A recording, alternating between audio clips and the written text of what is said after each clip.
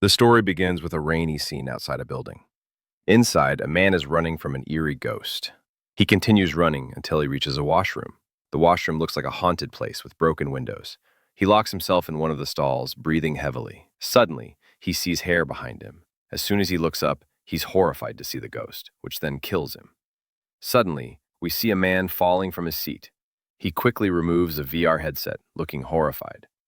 We realize the previous scene was from the game he was playing. He gets up and exclaims, "That scared the hell out of me." Comments pop up on the screen. "This guy falling over is hilarious, lol." "Wow, WTF, he's such a scaredy cat." The man then says, "Playing this game in VR is too scary." We learn that the main character is Choi Doyan, a third-year game streamer. Choi Doyan says, "Did you guys see that? I found the exit on my first try." Following this, we see Choi Doyan standing upside down, thanking a user named Yudi for a donation. Gripping his seat, Choi Doyan insists, "It's not an act. I really can't handle this. No matter how pretty a ghost is, it's still a ghost. If a ghost looks pretty to you, it means you're already under its spell." As Choi Doyan prepares to end the stream, people ask about a collaboration with Sagi. Choi Doyan replies, "Not sure. I can't get in touch, so I'll have to put it on hold." Choi Doyan then has a flashback. Sagi told him, "If you want to start streaming, just do it. Don't worry about your family." Remembering Sagi's words makes Choi Doyan happy. Next, Choi Doyan decides to visit his house. He ends the stream by saying goodbye. Choi Doyan tries calling Sagi, but the number is turned off. Later, Choi Doyan is talking to his mom as he prepares to leave for his house. He grabs his jacket and heads out. The scene changes to a convenience store parking lot with several cars.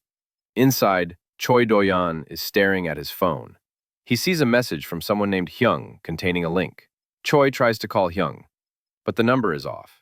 He's surprised that Hyung just sent a link and immediately turned off his phone again. Choi clicks the link and finds a game he's never seen. He reads the description. Ghosts who remain in this world with lingering attachments.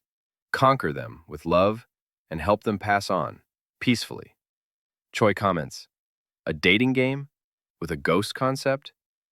They really come up with all sorts of things. Lol." Choi clicks the install button. Immediately, a thunderbolt strikes the store. Shocked, Choi looks at his phone and sees a warning. "Are you sure you want to install? You can't quit or delete the game after that." Choi thinks he has nothing else to do, so he'll just try it. Suddenly, a screen appears on his phone in his pocket, displaying, "Matching system is now activating." The scene shifts to a car on a highway in rainy weather. Choi is driving, feeling uneasy about the sudden downpour. After a moment, the car's navigation system tells him to turn left. Choi Doyan says, "The GPS must be malfunctioning because there's no left turn on this straight highway." He's then shocked by multiple voices repeating the instruction to turn left, saying, "You have deviated from the route, recalculating." Frightened, Choi keeps hitting the silence button, but it doesn't work. Suddenly, a figure appears standing in front of the car.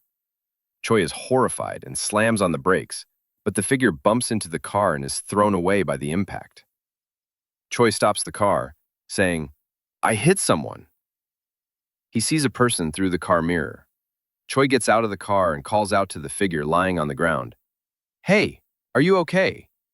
He tries to call the police, but is bewildered to see a window on his phone screen with 3 options. Option A, "Whatever, she's a ghost, just run away." Option B, "But shouldn't I ask why she's still lingering in this world?" Option C, "Standing in the middle of the road?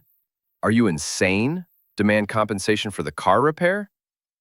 Choi Doyan tries to close the screen, but it won't budge. Next, the figure stands up in front of Choi Doyan and says, "Why did you kill me?" Choi Doyan looks up, is horrified by the sight, throws his phone, and falls back. The figure approaches with crooked legs, and Choi Doyan tries to run. As he runs, Option A, "It's a ghost anyway. Let's hurry and run away," is automatically selected on his phone lying on the ground. Choi Doyan thinks, anyone can see it's not human, but a ghost. In the next panel, we see the ghost is disappointed with his choice. indicated by the text, affection level has significantly decreased. The ghost says, "Why does everyone hate me? Why does no one want to see me?" She is enraged by his decision, and a warning displays. Her affection level has changed from neutral to hostile. Following this, Choi Do-yeon tries to get into his car, but the door won't open. He thinks, "I need to run away before she catches me."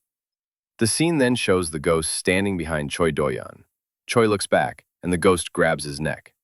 Next, we see Choi Do-yeon lying on the ground with the ghost sitting on him. Choi Do-yeon opens his eyes and is surprised to see a young girl sitting on him, crying and saying, "Why won't you save me?"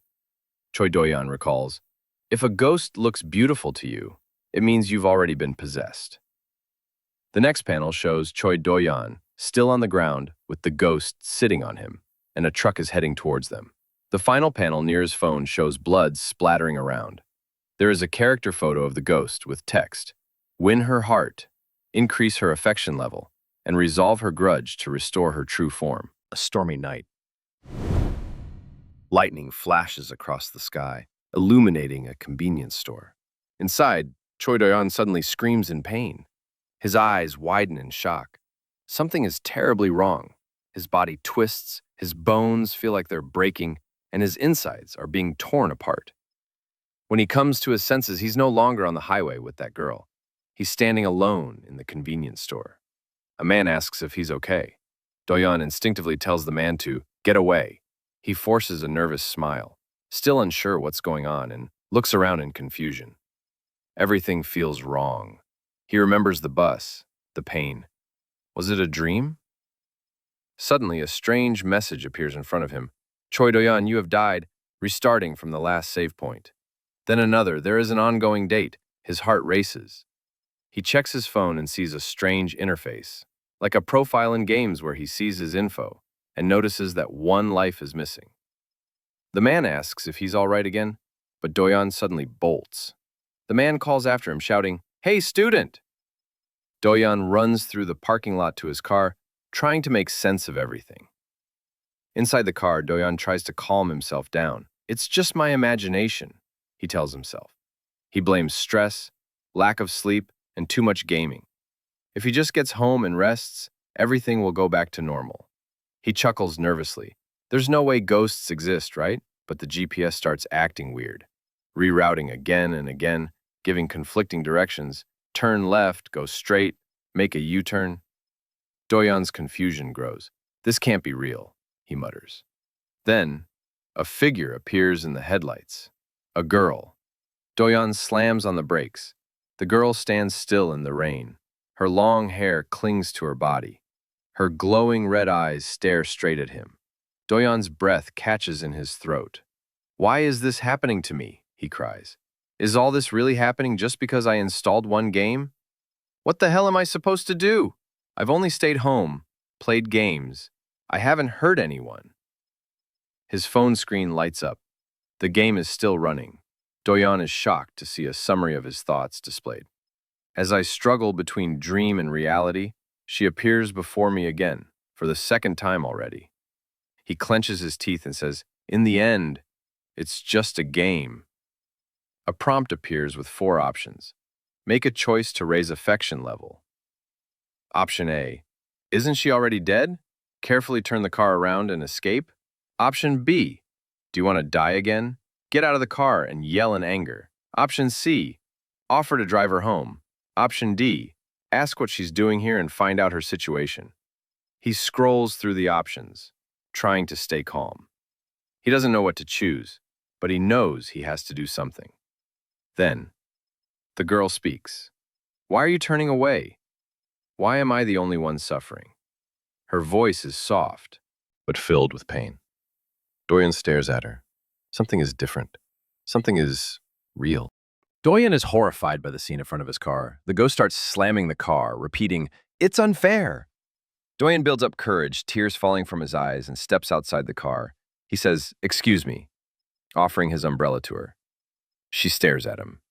Do-yeon adds, "I'm not a suspicious person, just in case." He thinks this is the only option he can choose right now. He offers the ghost a ride together and says to her, "I'll take you home." We see Doyen standing in the downpour alongside his car, offering his umbrella to a ghost. With teary eyes, Doyen mutters to himself, "I'm scared. I'm so scared. I want to run away right now." Then the ghost moves towards him, saying, Can you see me?" She clings to Doyen's jacket. Frightened, Doyen says, "Yeah, I can see you." Suddenly, she wraps her arms around Doyen and falls to the ground. Doyen watches, frozen. He tells himself, "Don't panic. Don't make things worse." She is crying and begging, "Don't leave me alone anymore." As she continues to cry, a system window shows.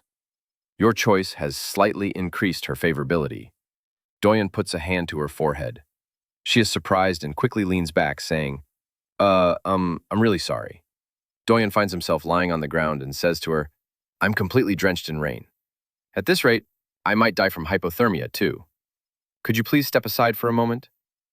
In the next moment, Doyen is driving his car, with her sitting beside him. Doyen is flustered and thinks, "What do I do now in this situation?"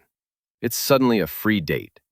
As a truck passes Doyen's car, he recalls that it was that truck which killed me at the start. Looking at the car dashboard, he notices that one of the doors is unlocked and thinks, "First, I'll move to a park or somewhere safe."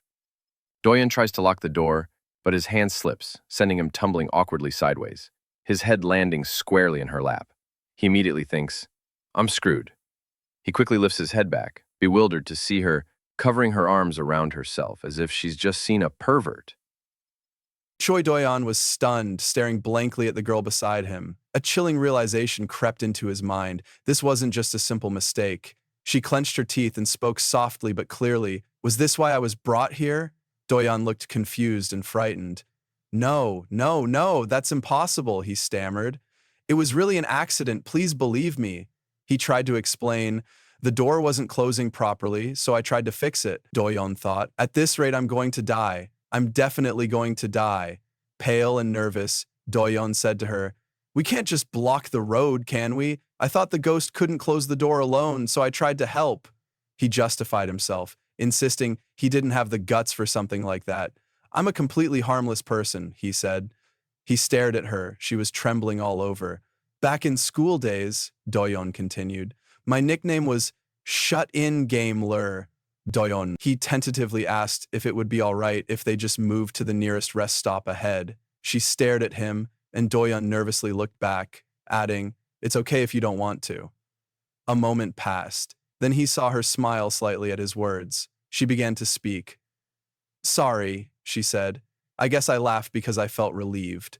I was worried that the first person I met might be a weirdo." She thanked Doyon for giving her a ride and introduced herself as Ha Yun, asking for his name. Doyon replied that he was Choi Doyon. Rain poured heavily outside as they drove in silence.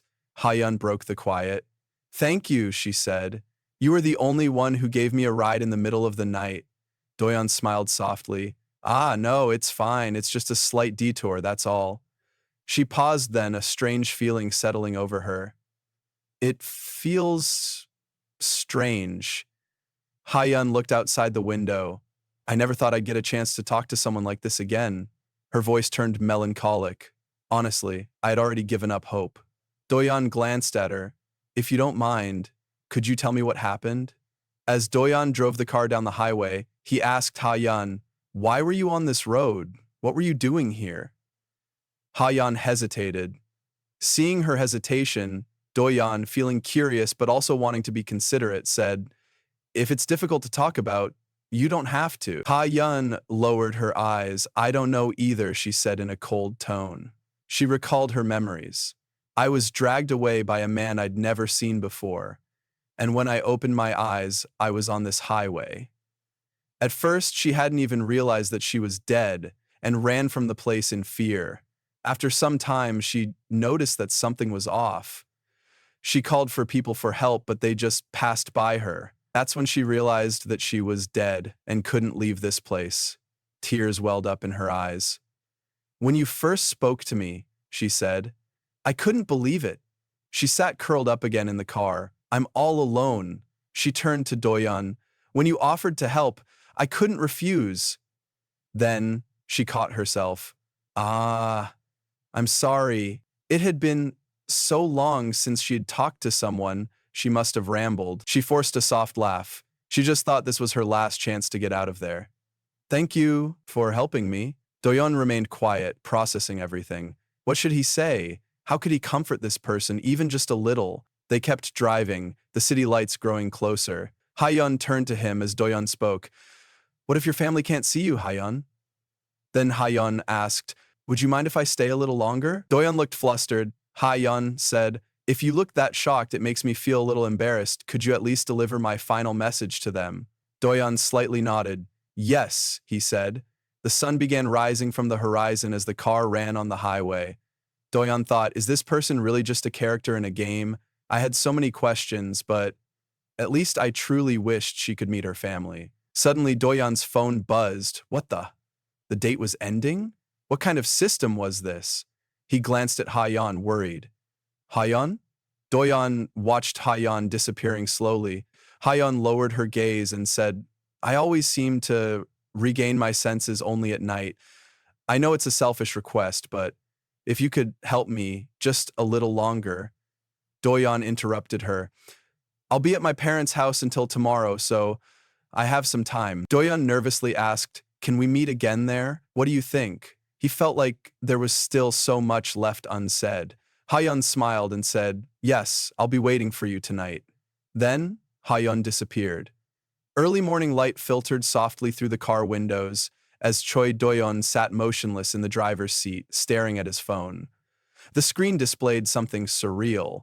The midnight date has ended. A loading bar followed, calculating his romance score. Doyon blinked in confusion as the screen changed again. Score obtained, 80 points. 1 death penalty applied, romance rank B. He furrowed his brows, watching the bizarre message conclude with, you have earned 40 LP. LP shop has been unlocked. Outside, the sun had finally risen, casting golden rays over the long road ahead. The night, so strange and exhausting, had come to an end. Yet nothing about it made sense. His hand gripped the wheel loosely, eyes locked forward but unfocused. What the hell was this? He thought, silently stunned. The game interface on his phone had left him with more confusion than answers, and the eerie silence from the passenger seat was a haunting reminder that Haeyeon had disappeared without a trace. His heart still thumped uneasily. As the road stretched endlessly before him, Doyon muttered to himself, trying to make sense of it all. What the hell is this thing telling me to do? The system had remained silent since Haeyeon vanished, and in its place was a haunting emptiness that refused to offer closure. His eyes narrowed. LP? Level up? Romance score? This was supposed to be just a game, right? Yet none of this followed game logic. No tutorial, no guidance, just riddles wrapped in haunting experiences. Frustration began to bubble beneath his skin. He tightened his grip on the steering wheel as questions grew louder in his head. What do these scores mean? Who decides what level I am? What happens when I level up? Every inch of this felt orchestrated, and yet he remained blind to the rules of the system controlling his reality. His phone buzzed. A message from Hyung appeared. Come to my place. The car lurched forward. The road blurred as the vehicle sped ahead. Something had changed again. Doyon glanced at the car's screen. A call was being made, but the words that echoed from the system chilled him to his core. Number you are trying to reach is turned off. He felt a shiver crawl up his spine. What the hell is going on with Hyung? Later that evening, Doyon pulled into an underground parking lot. He approached the entrance to his brother's unit. Inside the apartment, he called out, Hyung. No answer. The place was quiet, too quiet. As he moved further in, his brows furrowed. The light was dim, but the cluttered desk across the room stood out instantly. Photos, papers, red string, an entire investigation wall. He stepped closer, scanning the chaos, notes filled with details, faces he didn't recognize, locations he had never been to, and then he saw it. Haeyeon's photo. Doyon's breath hitched, his heartbeat quickened. What the hell is this? The words hung in the air like poison. A flyer stared back at him. A missing person alert. Name, Haeyeon, age 19. Last seen in Gangwon-do. It listed her clothing, physical description, and the day she had vanished. months ago. Doyeon's hand trembled as he picked it up. Hayan? Hayan was missing. He sat back slowly, his mind unraveling. He had only installed a game, he thought. That's all this was supposed to be, just a stupid game. But the images were too real. The events of last night, her touch, her voice, the way she smiled, it couldn't be fiction. He turned his gaze to the screen again. The logo still blinked. Bishoujo dating simulation game. The title mocked him now. A sinking chill settled in his chest. This isn't a game anymore. He concludes that the game is connected with real-life people as well. He yells, "No way," and looks up at the research material on the wall. All the material on the wall is related to missing people. Choi also remembers that there were some news reports and articles related to missing cases a while back. Does this mean that all the people in this game were murdered unjustly and became ghosts? A strange notebook catches Choi's attention. He checks the book and reads the pages that his Hyung left for him. They say that ghosts appear in the place they died and hold strong memories. Hyung reminds Choi that he cannot quit or leave the game no matter what. He needs to increase the affection level of the girls and reach an ending no matter what. Choi reads it all. But suddenly, the fire alarm goes off, and a figure with blazing fire coming from around her stands beside him. He looks at it, and there is a ghost with a bunny mask on. Fire surrounds her as she mutters, "Garden, lettuce, and seeds." The system alerts Choi to flee. The affection level is negative, and there is nothing but hatred in the ghost. The ghost approaches him, mumbling about seeds and gardens. Choi freezes. The ghost glares at him and yells, "Found you." The stove near her leaks gas, and a massive explosion takes place. Choi is still taking his time to understand the situation. As he slowly gets up, he reads 4 words written by his Hyung. "I'm sorry, Doyeon, please." Was he asking for a favor? As Choi lifts his face, the bunny ghost unilives him. Another lightning strike occurs in an apartment. Choi returns to the parking space of his Hyung's home. Choi gathers himself and tries to understand what is happening to him. He tremblingly asks what is happening to him and why. After calming down, Choi tries to phone his Hyung again. But the number is still down. Even though he has learned a few things, nothing makes sense, and there is no one to guide him through this hell. He tried to delete the game, but it cannot be done. He even tries to throw his mobile, but it comes back to him. And there are limits to how many lives he gets in this game. Choi has already used 2 lives. Choi questions what this ghost dating sim is really about. If he told this to anyone, he would be labeled as crazy. He concludes that he needs to get that notebook back to understand. He remembers that Yun promised him to meet again. He musters the courage and decides to move on. Choi traces Yun's background and manages to reach a neighbor where her family lived. He asks a local woman, but she says that they relocated over a year ago. A father and his 2 daughters lived upstairs, but one of the daughters went missing, and they eventually left. Choi asks if she has any contact information and where they moved. The local replies that she is unaware and warns him not to disturb them, as they have finally gotten their lives together and are now focused on their own lives. Choi reflects and really wonders if they moved out. Choi decides that bringing Yun's family at night is the only time when she can freely move. His mother calls him while he is thinking about Yun's family. He answers and lets his mother know that he will be there soon and that he had something he needed to attend to. His mother shouted and confronted Choi, saying that her brother managed to get there before him, so why couldn't he do it as well? He apologized and promised that he would be there soon. Choi's attention is caught by a missing poster on a pole. It is the same poster Choi saw in his Hyung's room. He recognizes it and hangs up the phone. Choi finalizes that most of the people in Yun's previous neighborhood do not know that she died and wonders if her body is found. Will she be able to move freely? Choi decides to ask Yun directly. Choi sits in the car and realizes that it is almost 3 in the afternoon. Relaxing, Choi decides to shut his eyes for some time and rest. Night came, and Yun was able to move freely once again. She desperately waited, and reassured herself that Choi promised her. Moreover, she was certain that Choi would bring her parents with him. Yun's face saddens as she continues waiting. It had started to rain, and she collected herself and sat alone in the rain. She heard a voice and questioned, "Are you okay?" It was Choi. He apologized, saying that he decided to take a nap but slept for longer. Yun, mustering courage and crying, bumps her head on Choi's chest and gently says, "I thought you were not coming." Choi smiled lightly and said, "I am sorry, I will come earlier." Both of them drove off. But Yun is embarrassed that she bumped her head and finds it hard to face Choi. Choi tells Yun that he went to her home. Excited, she asks him if her family talked about her and how they were doing. But he interrupted, saying that no one was there and they had relocated, and someone else was residing there. Yun frowned and lightly said, "Sorry for asking too much from you." Choi, smiling, looks at her and asks her if she would like to go somewhere with him.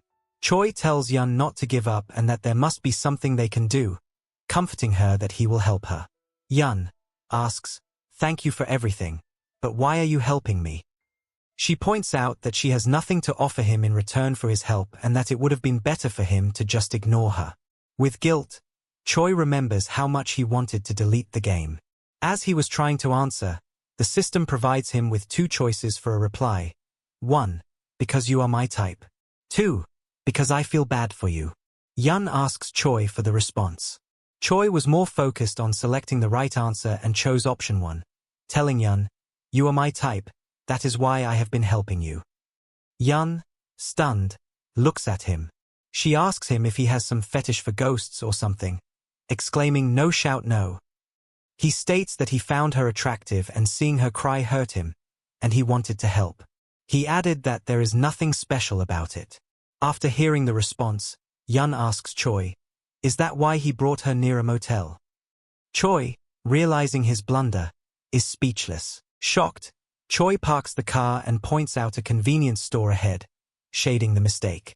Choi managed to fool Yun, and Yun reflects on this as well, stating that people helping others often have other needs that they try to get met. She started to sob. Choi exclaims and tells her that he did not have any ill intentions towards her. Yun, laughing, relays that she was just joking. This made Choi blush, and he requests Yun to stop teasing him. She laughs. She states that she is happy and at ease that Choi is not someone with ill intentions. Giggling, she says that she was talking to herself. The convenience store was shut down due to the rain. Choi checks and says that they cannot go anywhere else right now. Yun leads and tells Choi to just book a place at the motel. Both come to an agreement. It somehow flustered Choi. After booking, Yun jumps onto the bed and shouts that it is super soft. Choi smiles. Choi asks, "Did you come here for the bed?" Yun tells him that she has been on the highway for a long time, and the endless walking made her forget the feeling of a bed. She invites Choi, but Choi rejects since he is shy, though he has second thoughts and manages to overcome them. He shares some facts he had learned from the notebook he had seen in his Hyung's place. Ghosts wander in the area where they passed away as previous humans, and sunlight is their weakness. They are likely to disappear once the sun comes up. He gives Yun the missing poster and tells her that he found this in front of the house she lived in previously and that she has been missing for 2 years. Choi asks her what really happened to her. She replies that she also is not entirely sure. She was walking back from her part-time art job and got hit by a car going at a high speed. She fell and barely managed to regain consciousness. The driver was a drunk guy and was calling someone after hitting her. When he saw her breathing and staring at him, he approached her and strangled her, trying to kill her, but she passed out. Yun also remembers that he transported her in the car, and she remembers that he had a rose tattoo on the back of his right hand. His last location was an abandoned warehouse. Yun tried to think of anything else she could come up with but couldn't remember anything else. Choi tells her not to stress too much. Choi asks if she knew that person, but she had never met him before. Choi ponders if the driver was under the influence of drugs and tried to cover up the body after feeling guilt and being endangered. Choi clenches his fist and gets up, planning to find the location through GPS and will try to find her body no matter what. He proposes that they must catch the criminal together, and the murderer should pay for their crimes. Choi points out that if her family helps, it will be very helpful. Choi later asks her about their contact information. Yun hesitates and wonders if her family had stopped looking for her already, and what if it would only make them suffer even more. Choi comforts her and tells her that that won't happen. He tells her that her family really did their very best to find her, and the only reason they moved is because that place reminded them of Yun, and they could not bear it. He adds that her family and the neighbors were close. Choi warmly looks at her and says that her family misses her and that she is not the only one wanting to see each other. Choi says that he will help her till the end. As Yun wipes a tear, she points out that it is very touching what he is doing. She thanks him, and Yun shares her father's contact info, and Choi leaves him a message. Her father's name was Ha Byung-tae. Choi found her father's ID. Excited, Yun leaps over to Choi but slips and falls onto Choi. Both look at each other. Yun giggles and asks Choi what his expression was. Choi adds and tells her to move. Yun teases Choi, but her ears are red.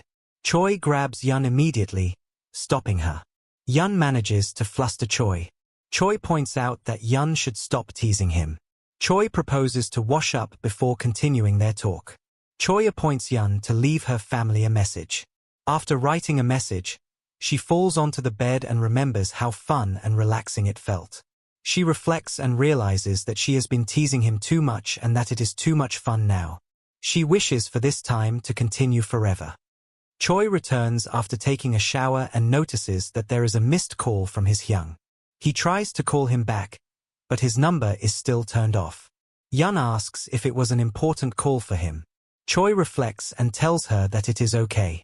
Choi decides to sleep on the floor and let Yun take the bed. Yun asks him if he is really okay with this arrangement. Choi replies, "Yes, I am okay." He adds that when he sits for too long, he often sleeps on the floor. Yun listens and asks Choi a question about what he does for a living and how he started seeing ghosts. She asks if his family is spiritual or shamanistic or something. Choi replies that they are not like that and tells her that he is a game streamer and grew up with no connection to the shaman world. Choi points out that Yun is the first ghost he has ever encountered in his life. Yun, surprised, asks if he started seeing ghosts suddenly and shyly smiles to herself and mumbles that she is his first. Yun wishes to visit Choi's apartment, and Choi reminds her that it is unbearably disgusting. That makes Yun want to go there even more. The conversation between Choi and Yun is interrupted by the sunrise, and Yun starts to realize that her time to leave has come. Sadly smiling, she asks her last question. Choi asks what it is. As Yun was about to start, she vanished. Her last words were, "Maybe tomorrow." Choi sat up and looked for Yun, but her time was up, and the date ended. The system gave Choi the points and graded his romance at -A. Choi depressingly stared at his phone. In the morning, Choi went to his parents' home and struggled to open the door. Suddenly, a picture of his father comes to his mind. He remembers that he made his father very disappointed earlier in his life. He musters up the courage and comes home, staring at his father with hesitation. He greets him and asks about his father's well-being, but his father coldly rejected him. His mother warmly accepts him and reminds him that he is late and his brother is already here before him. Choi's father asks his brother how being a president has been and if he has been eating well, completely neglecting Choi. His mother interrupts and tells Choi's father that asking someone who is already doing well in life is useless. Her mother showered praises on Choi's brother and asks how Choi has been doing these days. Stuttering, Choi answers, "I am managing somehow." This turns the table's mood sour, and his father looks disappointed and angry. Choi points out that his family has been behaving this way because he ran away from the house 3 years ago, and he has no right to be here.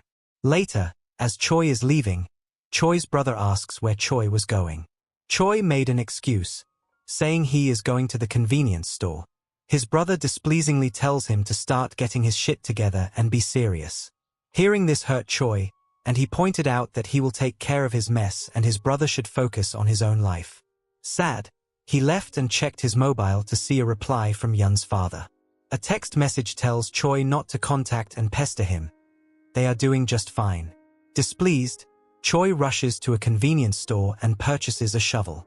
He reflected that he has spent all his money on equipment, fuel, and the motel. Now he has to survive on cup noodles.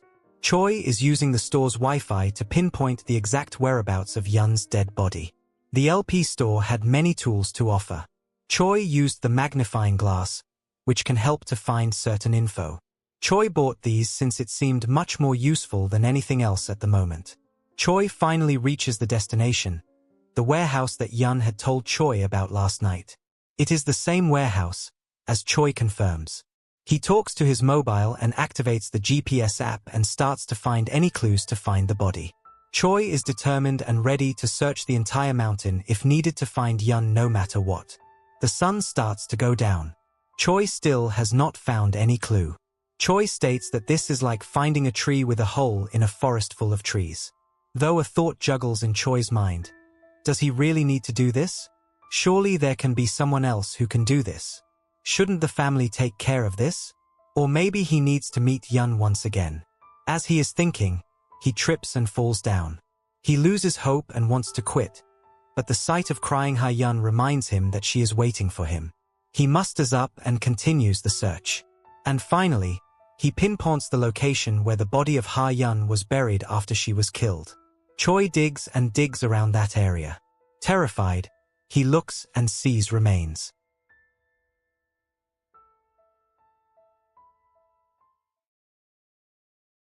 After digging and finding remains, Choi is interrupted by someone who calls his name from behind. He peeks back and sees Hae-yeon. She can move freely and is no longer tied to the highway where she drew her last breath. Earlier, we remember that Choi's Hyung told him that if the body of a deceased is found, they would be able to move freely. Hae-yeon is no longer tied to the same highway and can move freely. If she is affected by the sun is a mystery that we will find out later. She confirms that he is Choi that she knows, and approaches him. Choi asks about her appearance. She looks at her hand and tells him that yes, when she woke up, she was back to normal. Ignoring her concern, she looks at the appearance of Choi and notices that his shoes are a mess. She vaguely asks him what he has been up to. She suspects that something serious is going on. She leans over to him, and Choi panics and comforts her, saying that everything is okay and nothing much is going on here, says Choi with hesitation. Hae-yeon's eyes widen as she looks at the remains, and it confirms the fact that it was her, and she in fact was buried there. She holds her arm and tells Choi that she knew that she passed away a while ago, even though she kept waking up like nothing had happened on the highway. Deep down, she acknowledges the fact that she is a ghost. She smiles lightly, with pain in every word that leaves her mouth. "I'm okay," she states. Choi tilts his head, and tears leave him. Hae-yeon comforts him gently and wipes his tears and begs him not to make that face. "It breaks and hurts my heart more than anything." "It is not your fault," says Hae-yeon. She pets his head and tells him to stop crying. Deep down, Choi questions his weakness and why he is so powerless. Later, Choi filed a report, and we see police searching and collecting the remains and inspecting the crime scene. 2 police officers stand alongside Choi just outside the factory. He is caught off guard by a detective. He asks Choi if he was the first person to report the missing person. He says this while showing his badge. His name is Yong Cheol from the Violent Crime Unit, and he asks for further details. He wanted to start the investigation with small questions, but really, we can see that he is not sure if Choi is innocent or not. With a double look, he said that he came from the scene, and these questions need to be answered by him only. Near the scene, there were strange patterns of someone passing, and also someone had already dug up the remains. Hearing these words sends shivers down his spine. The detective adds that this profession has made it difficult for him to trust anyone, really, and the fact that he bought a shovel and called first is too abnormal. His final question really broke Choi. The detective asked him why he was really there in the first place at this hour. He adds again that there is already a separate investigation going on, but the fact he dug up the body accurately in the wide mountain points him to be a suspect. Choi clenches his fist, and the detective corners him even more and concludes that what if he felt guilty about hiding the body after committing the crime a long time ago and reported that to the police just now.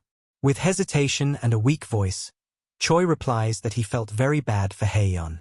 The detective puts his hand on Choi's shoulder and reminds him that they have not identified the body of the remains. And how is he sure that the remains are related to Hae-yeon, the the person he is referring to. The further the detective asked and pushed Choi, the more nervous and speechless he became. It came to a point where he felt as if he was the criminal himself. He wonders if the detective will believe the story of the horror game he had installed, or maybe explaining the story of the ghost could help him reach a different view. We see that Haeyeon herself appears. No, Choi has been helping me. He had no alternative motive whatsoever. He begs the detective to believe him, and they get interrupted by a man running toward Choi. Behind him is a truck, and its headlights are on, sending bright beams. He yells at the top of his lungs, "Haeyu, is my daughter really here?" Haeyeon looks and sees her father running. From the look of it, it looks like he is running to hug her. White tears fall from her cheek as she mutters, "Father." Haeyeon's father shows Choi his phone and asks if he is the man who contacted him earlier. We get a flashback to before Choi reported the police. He can be seen phoning Haeyeon's father and letting him know that he has found the body of his daughter, who went missing 2 years ago, and that this is not a prank call or anything. He ends his call by telling him that Haeyeon misses her father more than anything. Back to present, her father grabs the collar of Choi and pins him, and asks, "Where is his daughter?" Choi's eyes widen, and he replies, "She's standing right next to me, sir." The detective is sure that Choi is mentally unstable and disturbs their interaction by introducing himself and reminding them that the victim has not been identified just yet, and they should not falsely believe anything. That is what they are here for. The detective tries to make her father leave the investigation scene. Haeyeon slowly approaches his father and tries to grab his shirt, while placing her other hand on her heart. She yearns that his daughter is here. "Father, I am here," she mutters. She adds that she walked barefoot on a highway. She wondered every day if maybe her family was still looking for her. These painful memories hurt and break her heart. She sees no point in continuing any of her journey, and the sole reason she has been trying to survive has turned into a massive failure. She asks, "What am I supposed to do now? I don't want to be left alone in darkness," she shouts. A sudden pop-up about attachment interrupts everything, and we see that Choi grabs the hand of Haeyeon and tells her father that she is here, right next to me. Choi looks at the detective and answers one of his questions on how he found the victim's identity and the remains' whereabouts. He shares that while driving on a highway, he stumbled across a blood-disheveled woman who blocked his way. That woman turned out to be dead. He further adds that this was also a first time for him. He encountered a ghost, and in fear, he tried to run away like everyone else would do. But the ghost was in tears and weeping and yelled at the top of her lungs not to let her be alone and help her. She was not just a ghost. Her name was Haeyeon. While saying all of this, Haeyeon looks at Choi, all calmed down, and as he finishes his statement, he tells them that he is able to see dead people and interact with them, and he himself believes that nobody will take him seriously for this, and they might think that he is crazy. We see now that he said the magic words. The detective again asks if his mentality is sane, and her father asks Choi, "Where is his daughter?" Ignoring the detective, he points toward Haeyeon and tells her father that she is standing here. Without replying, her father looks down, like a broken man, and tells everyone standing there that he has something he would like to bring from his truck. After some time, we see that her father brought a very old toy that Haeyeon loved. Her father was a poor man, and all his life, he was not able to really give his daughter the luxury. But this stuffed toy was something very important to Haeyeon. This toy helped Haeyeon to fall asleep when she was growing up, and she grew too attached to it. Her father carried this toy everywhere around him, in hope that if he were to see his daughter, he would show her this and beg her to return. Her father mustered the courage and asks Choi, "If my daughter is really near him, can he tell me what the name of this toy is right here?"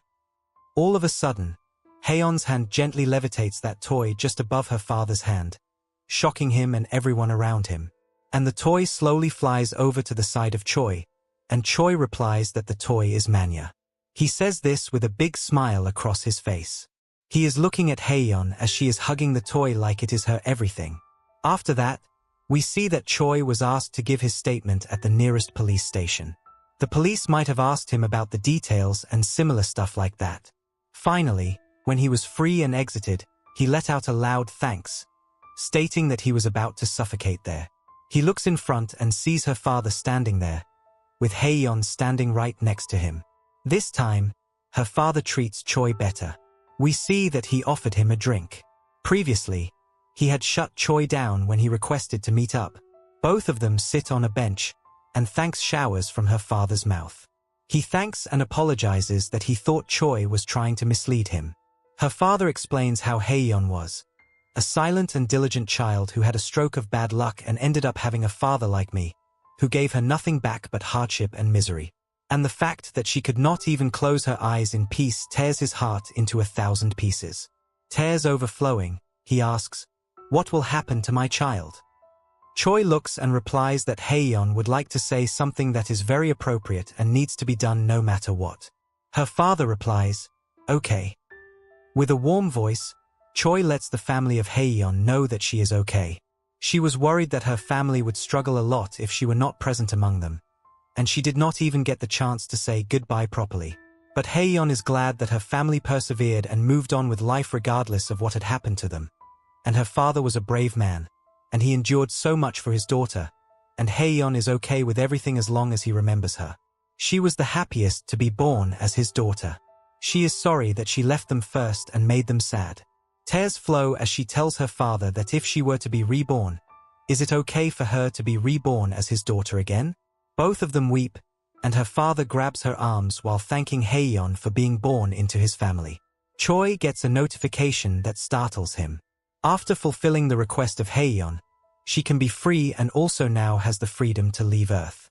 With shocked eyes, Choi looks as the system gives him a second option to have Haeyeon stay beside him for a little while. On the other hand, the toy in Haeyeon's hands drops as she is finding it harder to interact with things that are around her. She asks Choi, "What should I do? I don't want to leave just like this." The system gives Choi the option to date Haeyeon once more and extend her stay. Troubled and scared to death, she looks at Choi. This could be a part way for both of them, and Choi reminds her that they remember what he said yesterday, that until the case is resolved, they are going to stay at his place. He puts his hand on his chest and with determination he tells her that, "We still need to catch the criminal, and we probably need time for that. And I would also need Haeyeon's help." And she, since she herself doesn't want to leave right now, why doesn't she come to his place for the time being? And she wanted to visit it herself. Choi said this in an exciting and loud voice. It was to comfort Haeyeon, and also he himself was very nervous and scared to leave Haeyeon just like that. The voice was heard by her father. He glances back, but was not able to hear it all properly. With a slight smile, Haeyeon replies, "She would like to go to his place then." Choi adds that his apartment is nothing special, and it is small and dirty like hell.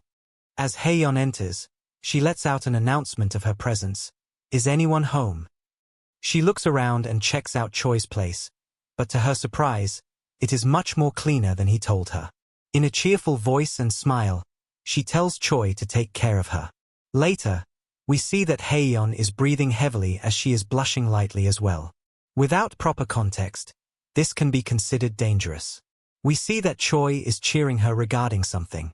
At a closer look, it looks like she is trying to open the door. And at last, she manages to twist the handle, and she opens the door and yells, "It opened." But her excitement made her crash, and she smashes into the wall of the room. Without looking at herself, like a child, she reminds Choi that she can herself open a door, and he saw that, right? While sitting there, Haeyeon tells Choi the thing she can do. Even though she cannot hold things properly, she can at least make rice. Choi thinks to himself that that ghost cannot hold or interact with things for a long time, and it seems clear to him that Haeyeon would like to help Choi with the household chores. Choi replies to Haeyeon that he can cook the rice himself. He offers his hand to Haeyeon, and Haeyeon tells Choi not to throw her outside, and she can be of help. Haeyeon remembers that Choi has been relying on ramen. While Choi appreciated the fact that Haeyeon wants to help, it can be a little dangerous. Choi comforts her and lets her know that he will help her with anything. She would need to make sure and ask him and not feel any burden while staying at his place. He says this all with a light smile. "Let's take care of each other," he adds. As Haeyeon focuses on the words Choi said, she tries to understand the meaning of the last sentence he said to her, "Let's take care of each other." That means we will be living together in the future as well, she wonders while gasping. On the other hand, as Choi is cleaning the water spilled by Haeyeon, Choi ponders on the fact and confirms that the ghost can move freely once their bodies are discovered. Her father was very thankful and promised Choi that he would visit Haeyeon again. We can also see that he offered Choi some money for all his trouble. Choi lets out a big breath and tells himself that he can now take things a little easy and relax. But the main problem in front of Choi is his tight budget that he would need to adjust with. Moreover, he needs to go to the police station again, and this will cost him a lot of time. That means that he would need to work twice as much as he would normally. He turns back and tells Haeyeon that he would have to sleep now. He has to stream tomorrow, and it is a good time to call this an end. Haeyeon, confused, lets out an air. Choi prepared a nice place for Haeyeon and decided to sleep in the kitchen and told Haeyeon to wake him up if anything happens. Haeyeon adds that maybe she should sleep outside, but he replies that she is his guest, and she should treat herself to a good sleep after all that has happened. Good night, he says and gently leaves. Haeyeon smiles lightly and thinks that he left in an awkward way, but that is his way of being considerate. As she lays down, she is reminded that this is the nature of Choi, and this is the type of person she has been with. Choi has helped her to be at peace, and she has not been in peace for a long time. We get a flashback where we see Haeyeon in a casual dress slurping a drink, and two of her friends are talking about a mess that their boyfriend created for them. One of the girls looks at Haeyeon and asks, what happened to the guy she was interested in? She replies that she was the one who turned him down, and he was a good person. Both of her friends talk down to her, saying that he was a handsome and rich guy, and why did she have to turn him down so ruthlessly? Gently, Haeyeon replies that she had a part-time job she was busy with, and her sister is going to need some tuition fee. That is why Haeyeon needs to study hard and secure herself a scholarship no matter what. Both of her friends add again that she messed up, but we get a glimpse of the shoes Haeyeon wore. It is clear that she has been a hard worker all her life, and dating has never been something she paid any attention to. She worked harder and kept everything in a bucket list for herself, and once she has made it to a certain spot, she would one by one do all the things she missed doing. She now regrets that there were so many things that she would have done if she knew that life is short and there is no time for her. As she glances over, she found a graduation album of Choi. Haeyeon wanders to the kitchen and finds Choi sleeping there. Looking at Choi, Haeyeon remembers that her friends asked her about the type of guy she would date no matter what, and she replied that he needs to be a little nerdy, he needs to have no girlfriends, some decent muscles, needs to be a little handsome, and someone who does really know how to dress himself up properly. She adds further that he needs to be kind and innocent to her only but be cold to everyone else and be good so that she can lean on. Haeyeon gently adjusts Choi's hair and warmly smiles, saying that he looks so much better with his fangs up. She thanks him for saving her, and silently lays right next to Choi. Suddenly, he places his hand on her waist and pulls her closer. This startles Haeyeon, and she asks him if he is awake. She tries to leave, but this time he grabs her hands and gently mutters, "Please don't leave me, Hyeojeong." In the morning, Choi continues his usual activities, and this time, he ends up diving into a cute girl dating sim game.